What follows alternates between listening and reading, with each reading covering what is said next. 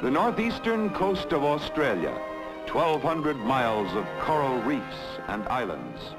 This is the Great Barrier Reef, a vast underwater chain of coral mountains which touch the surface of the ocean. Here as a splash of gleaming sand. There as a tree-clad island, but usually it's just lazy pattern of the reef.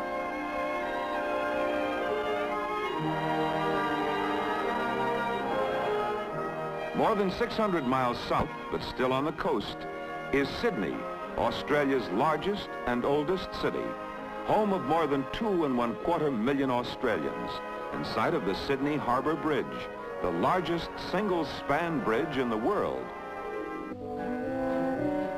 A busy and beautiful city which might come as something of a surprise to those who still think of Australia as the lost continent of the sleepy South Seas.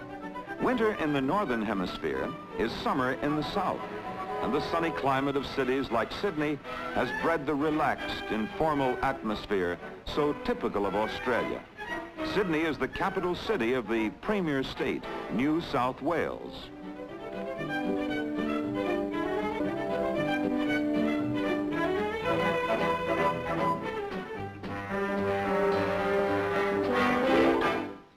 About 200 miles farther south and inland is Canberra, federal capital and site of the Federal House of Parliament. Canberra is little more than 30 years old, so its buildings are modern and colorful, like this modern apartment block.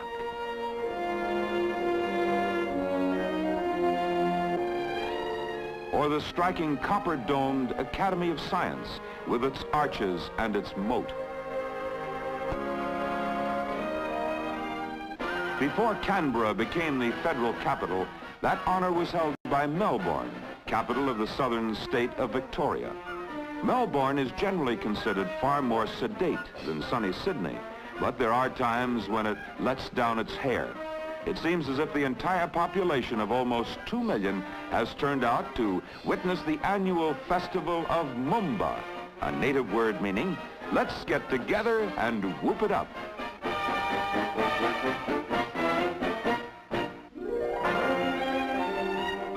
Australia's many beaches are always a major attraction.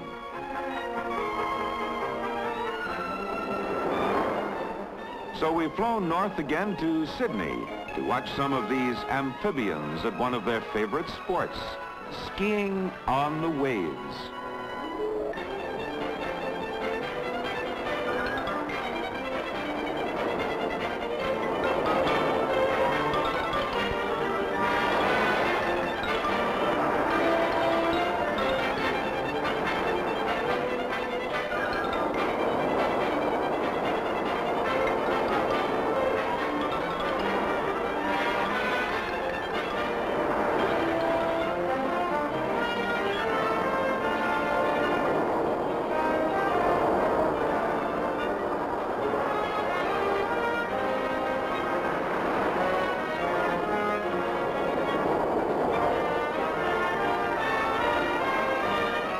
Ask any Australian about it.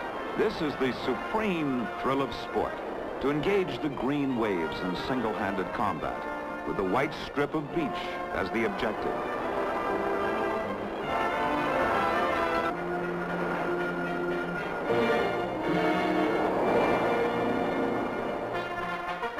The voluntary surf life-saving clubs of Australia number about 10,000 men and women who patrol the large metropolitan beaches to keep a watchful eye on the safety of the swimmers.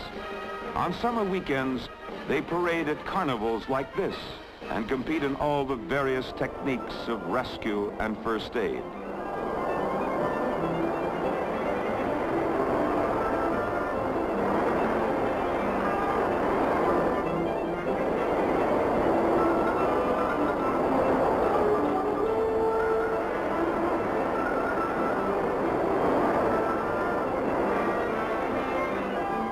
The biggest thrill of the day comes when the boats take to the water, no matter what the weather is like.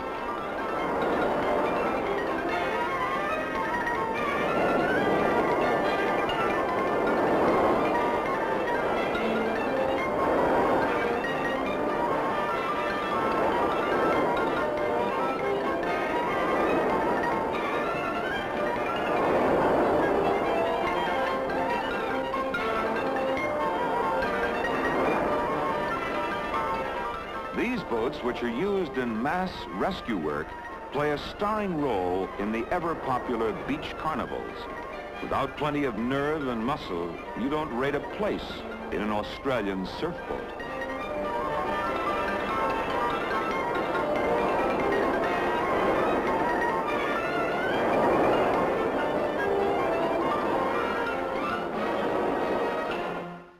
The mariners of Sydney Harbour love their sailboats too, but theirs seems a quiet pastime when compared with what goes on at the thundering surf beaches.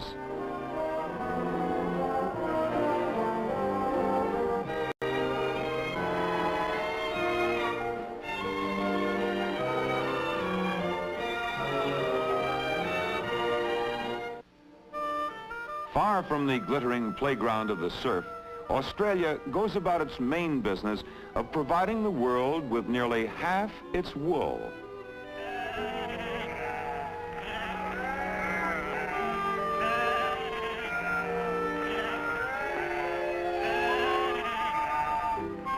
When you run more than 150 million sheep, as Australians do, you need some help. The canny little sheepdog provides it. You can almost see him thinking how to outwit those bundles of wool. And of course, he does.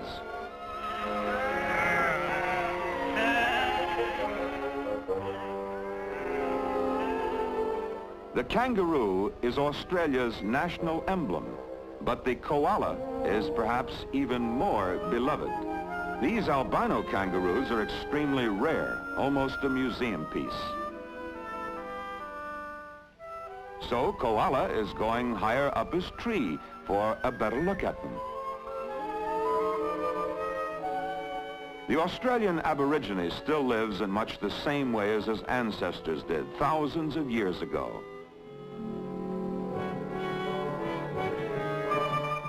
It's party time with white clay for makeup.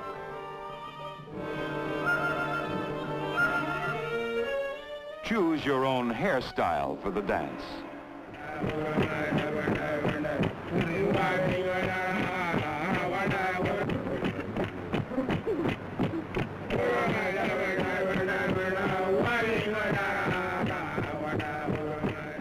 The performers really get the message, and sometimes it's a little difficult to remember it's all part of the act.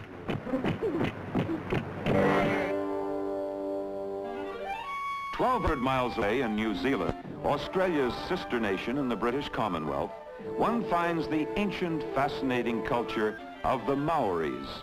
These Maori girls in native dress are demonstrating the intricate poi dance, which is performed with small fiber balls to an accompaniment of singing.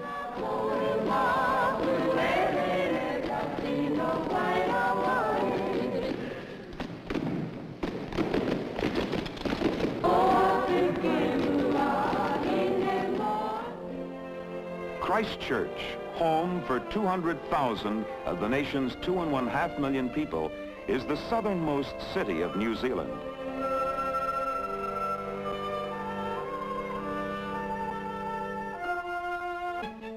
This is a country of clear, snow-fed lakes and streams which provide some of the world's finest trout.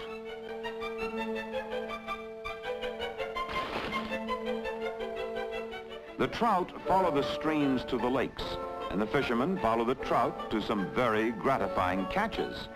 Both brown and rainbow trout are fished in these picturesque settings, where 3, 4, and 5-pound fish are quite common.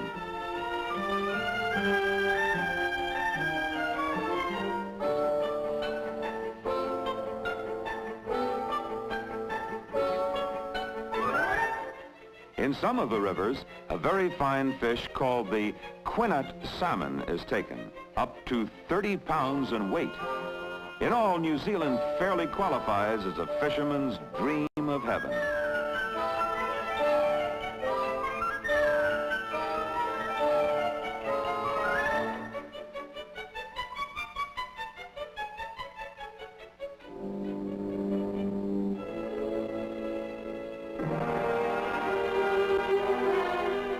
Prehistoric rivers of ice creep down between New Zealand's towering peaks.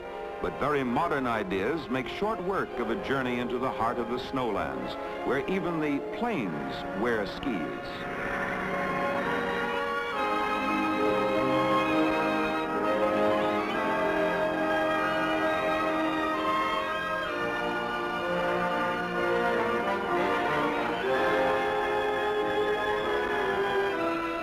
New Zealand has a remarkable diversity of landscape. Plains, downs and broad valleys, expansive tracts of hills and mountains, numerous rivers and many lakes. Here on the South Island, the Southern Alps stretches from end to end of the island, with Mount Cook, the highest point, at 12,349 feet.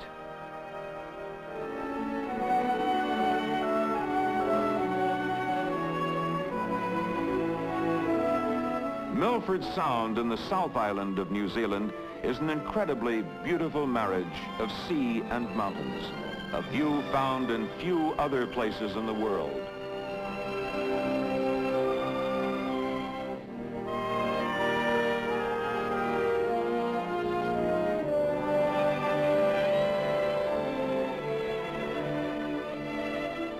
These placid streams wind for miles between cliffs, towering high above the water, an enduring symbol of the grandeur of beautiful New Zealand.